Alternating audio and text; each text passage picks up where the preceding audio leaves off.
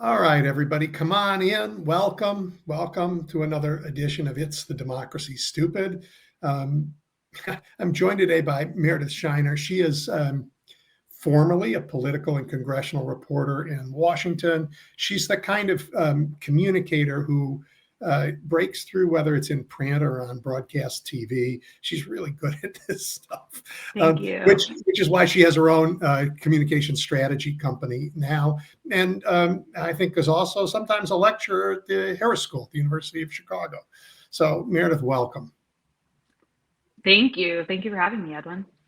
So we have a few things in the news to talk about, some here in Chicago, some around the country. Earlier today, I was talking to Clara Jeffrey, who's the managing editor at Mother Jones.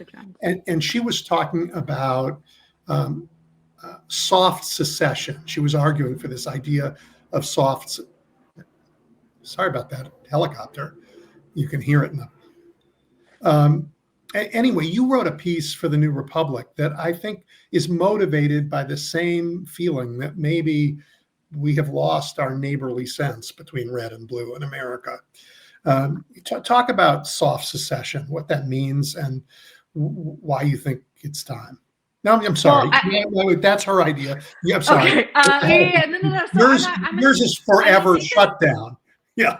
Well, and that was a little bit the headline. So I do want to unpack the content of the essay, and I can address this idea of soft succession afterwards. But I think a really important thing to acknowledge in this moment is that there are a lot of people living in cities, whether it's Chicago or Portland or Los Angeles, who really care about their neighbors. They care about their cities. They love their cities. And right now we're living in a time where the president of the United States is trying to use the power of the federal government funded by us against us. And that is a fundamentally difficult reality to live in.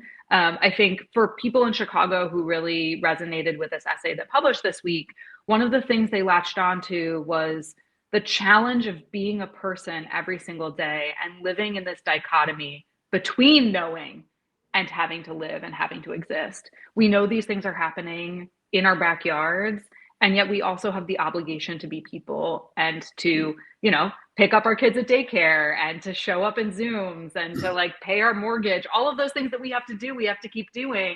And yet nothing about the world is normal. And so one of the things I really think is so important is to expect more from the people who have more power than us. And the point of the essay this week in arguing for a forever shutdown, the original headline that I had filed it with, which was the case for never funding this government.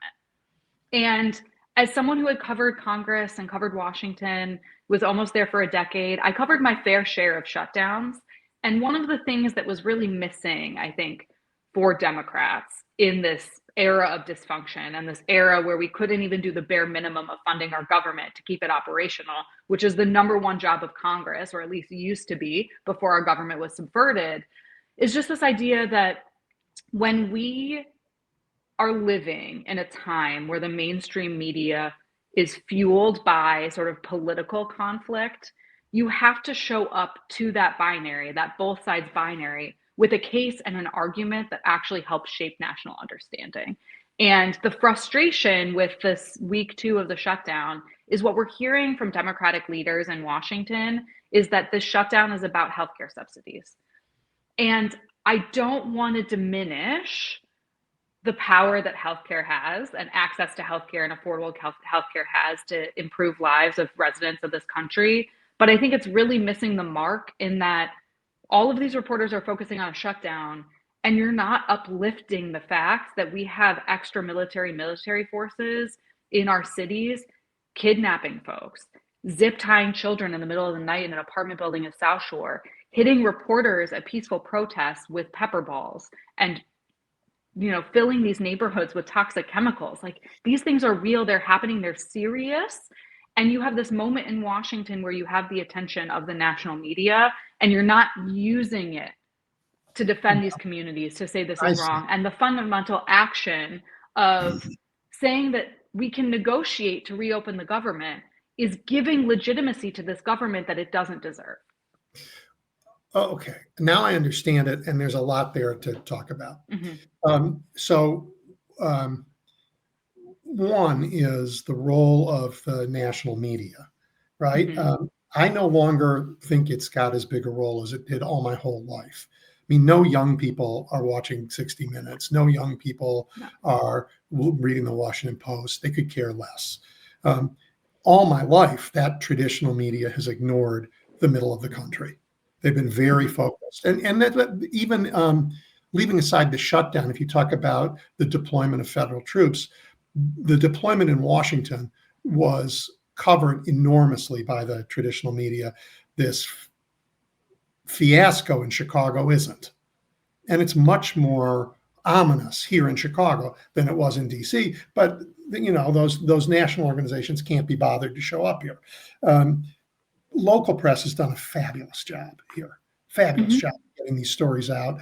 And like you, I would love to find a strategy for leveraging them into whatever argument is out there so that the rest of the country can truly see the outrages being done in their name in this great city. Yeah, I mean, okay, look, there are so many layers to this particular onion that I don't know exactly which layer of failure I want to peel back first. But I will say, like, let's talk about the incentive structure for the national media. Yes, their role is more diminished than it was previously. Like, we live in a country now where, people of the youngest generation really get to choose your own adventure in terms of how they pursue and absorb information.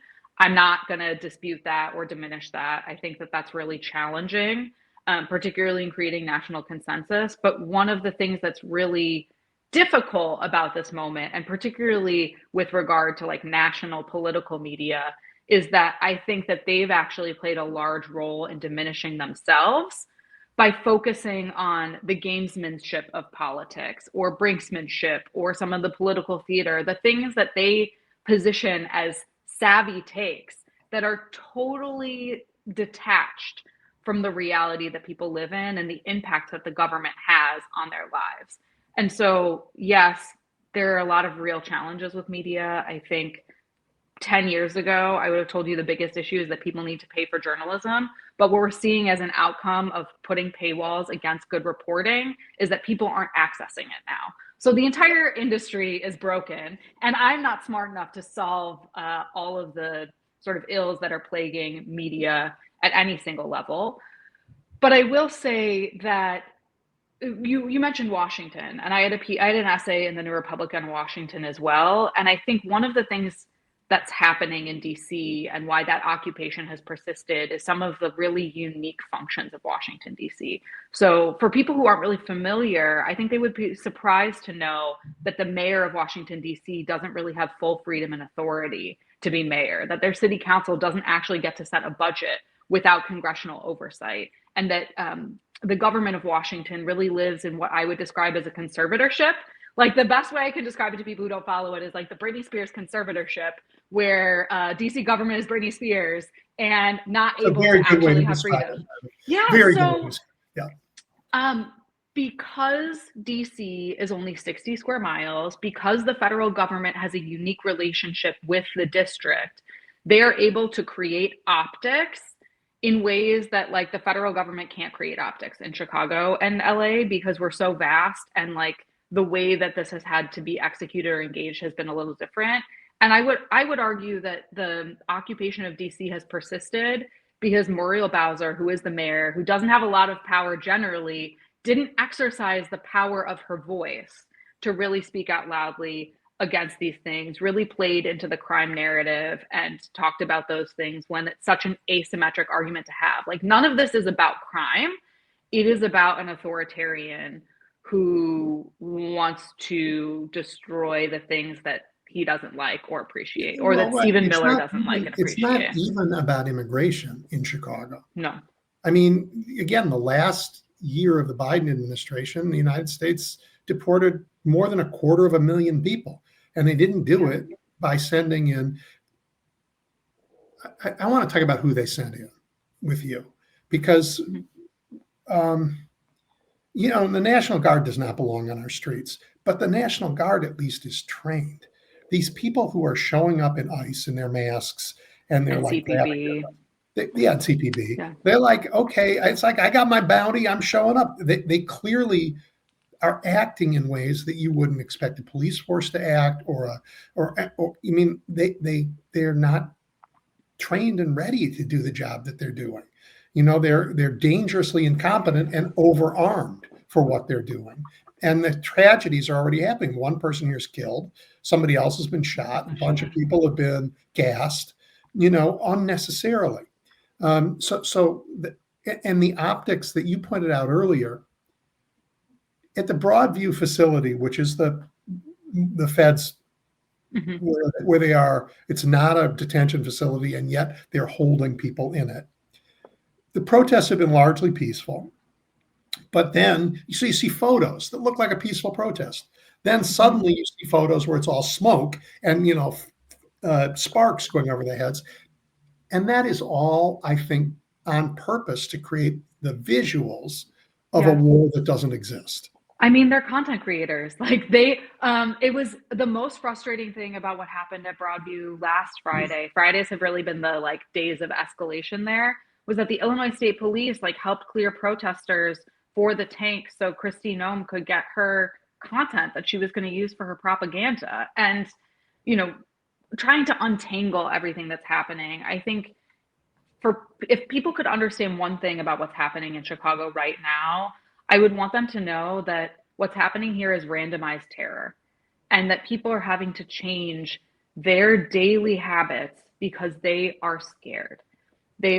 Community volunteers are gathering. I'm going to do this afternoon, to be at public schools in our communities at dismissal time, so every kid can leave a building safely or enter a building safely.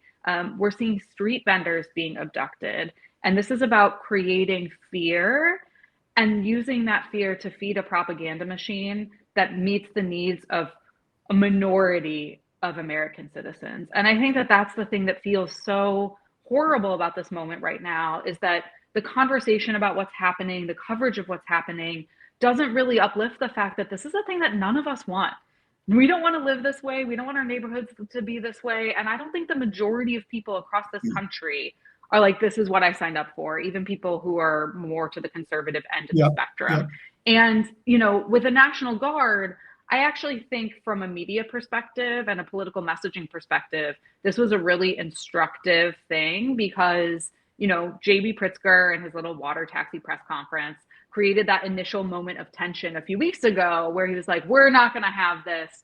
And national media it's easier for them to cover this National Guard thing because they can position it as J.B. Pritzker versus Greg Abbott or this versus that, versus what we're seeing with randomized terror is the outgrowth of the authoritarianism that is here, and they're less comfortable framing in that way.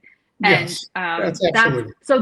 that's part of the challenge too. But yeah, these people were walking around heavily armed. That's terrifying, and that's the point.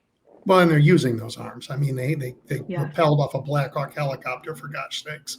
So I take your point. If there's one message to take, it is randomized terror. Let me challenge that with another message that I wish they would take. I love being challenged. Let's go. Right. And that's the message about what you're doing this afternoon.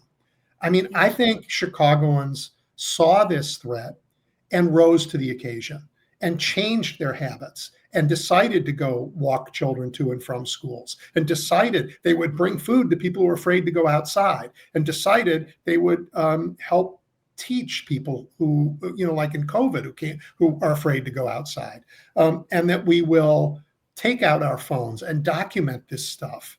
I mean, I think what the people of this city have done. Chicago's, it's a pretty divided city ethnically. I mean, it physically, right? It's very we could do a whole episode on segregation in Chicago. Absolutely, and being the cradle of redlining. Yep.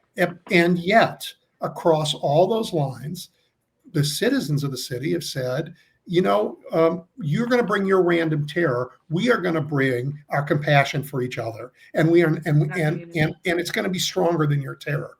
And I think if there's one story I want out, it's that one, because that's the one that's going to inspire the rest of the country to stand up. Okay, so first of all, you are the best messenger for this. As I was preparing to come on the show, so I have two things I want to say in response to this. One is about you, so I hope that your ears aren't burning when I'm talking about you to you. Uh-oh. And then one is a post that I saw this morning that was really inspiring to me. A lot of things that you end up seeing on the internet, it can feel really ephemeral, like an iridescent bubble, and it pops and it leaves your mind forever. I have a really strong imprinting of the viral moment that happened, I think, earlier this year when you were captured randomly giving someone your jacket on the train. And I'm sure you have a lot of feelings on that. But I also think that that's a little bit the spirit of how we show up for each other. Mhm. There are so many things that feel outside of our control. And part of why I direct my essays at like Chuck Schumer and Hakeem Jeffries is because they're people who have power and who aren't using it. And yet, here in our communities, in this city that we love, despite its flaws and because of its strength, people show up every day for each other. Whether it's the small business in my community that's giving money, a part of every sale this week, to Block Club Chicago. Hit up Virtue in Bucktown this week to support Block Club, by the way. I saw a message from Jason Hamill, who's a very famous chef in Chicago. And I like to think of him as like the unofficial mayor of our food community, which is our most important community. And he posted something this morning, and the message was, our community is a resistance. And he said, if you're asking yourself, how do I respond? What can I do? I have a simple suggestion. Go out to eat. Let's think about the restaurants in our neighborhoods. Almost everyone I talk to has said that this terror in our cities has caused slow nights, quiet days, which means those in our community who need it most are worried about their hours being cut, lower tips, about not having what they need to provide for their families. Just like in the pandemic, it's about the front line. It's about deep economic chain, linking our food business to farms and florists and delivery drivers, to every server, cook, and dishwasher in your local restaurants. And my suggestion is about having you all out there, being present, showing up, letting them know that we are behind you. In the hospitality industry, we know that good service begins with the ones closest to you, the ones on your team. People of Chicago, of Portland, of Washington, D.C., let's fill the streets, the cafes, the bars, and the coffee shops, the restaurants of every kind. Show generosity to those closest to us by dining in. I'm flipping the script on what I asked in 2020. Back then it was order takeout, support our local business. Today I'm saying come on in, go out tonight, pack every neighborhood, because it's the same reason in the end. These workers depend on us and they are being terrorized. They need our eyes, our voices to keep them safe. It's by being here that we can show our gratitude for the front line that is the battle and honor their hope to realize a dream. That's lovely. And And by what the I way, love about they're doing that, it. They're doing it. I yeah, mean, people are, yeah, they're going out and it's Chicago's a very big city and there's a lot of really traffic. big. And yet people from the North Lakefront are going west of Midway Airport to Little Village to dine to support what's going on. It's an amazingly beautiful thing. And I think when we see all of these images, like you mentioned, what's happening at Broadview, not every one of us has the capacity to be able to be out there, every Friday as these protests are happening. But I think the important thing to know is that like we can make a difference in our communities just by adjusting our behaviors a small amount. There's an elementary school a few blocks from me, and I found myself when I'm going on walks, especially around, pick up or drop off time, I'll take my Yep. I'll take my headphones off so I can listen to hear what's happening. Or if I'm walking down a corridor where I know there are a lot of like Hispanic owned businesses, I take my headphones out, I listen, I look, I try to be more present and alert, because you never know when you could make a difference, and it can happen right in your backyard. And there's something so Chicago about that. But as much as we like to think that we're super unique as a city, I think there are so many communities across America where that is the case, and where people feel connected to their neighbors. Yeah. And I just hope there's more. I know that there's more of us than them, but we need the people who really have the power to help us to step up as much as we are doing our small part. So, what do you think of Chuck Schumer's video? Well, so this is part and parcel with the essay, right? Is that he tried to, like, I don't know, it's like a knockoff Mom Donnie video about healthcare. So maybe he'll endorse him now. I mean, oh, do not get me started down that road. Here's what I will say about that.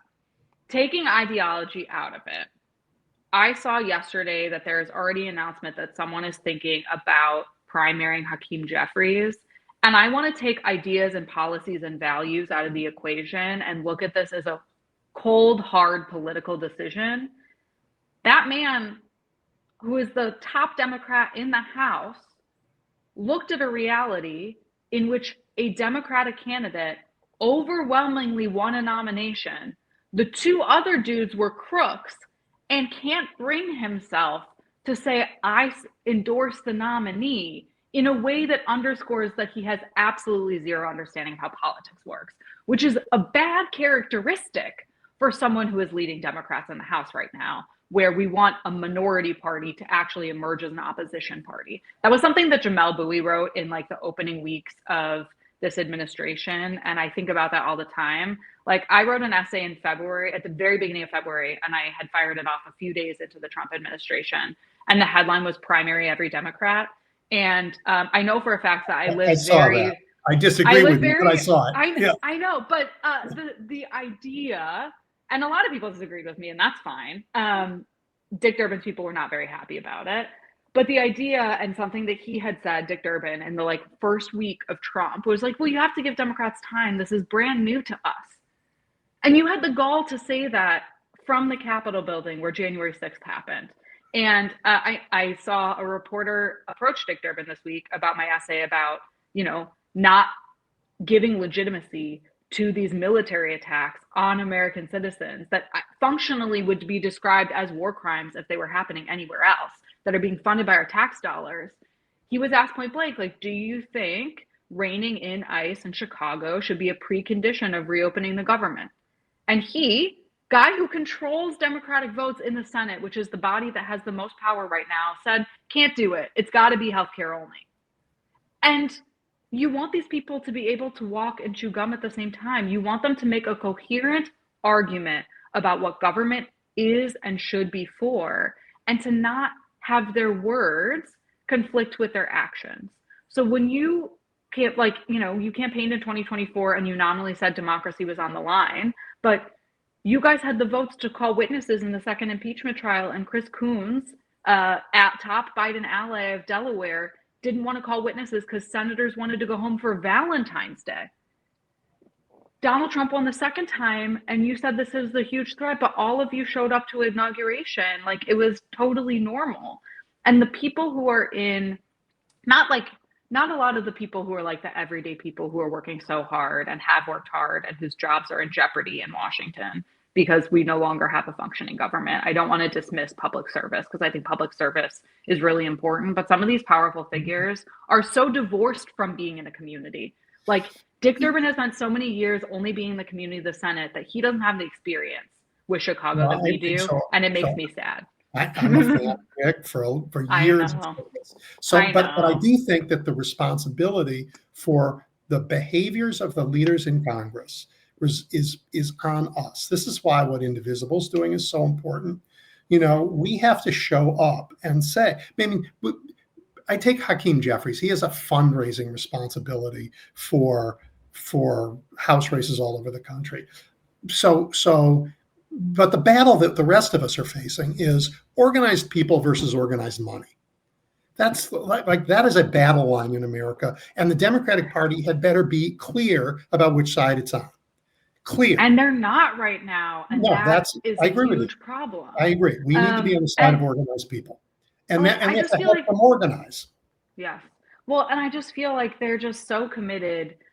I think that there was just this overwhelming belief in Washington that when the city turned over based on which party held the White House, that there was just sort of this normal pendulum swing, right? That it just sort of goes back and forth, and everyone gets to still have their like cocktail parties or whatever, and that it's all within the margins.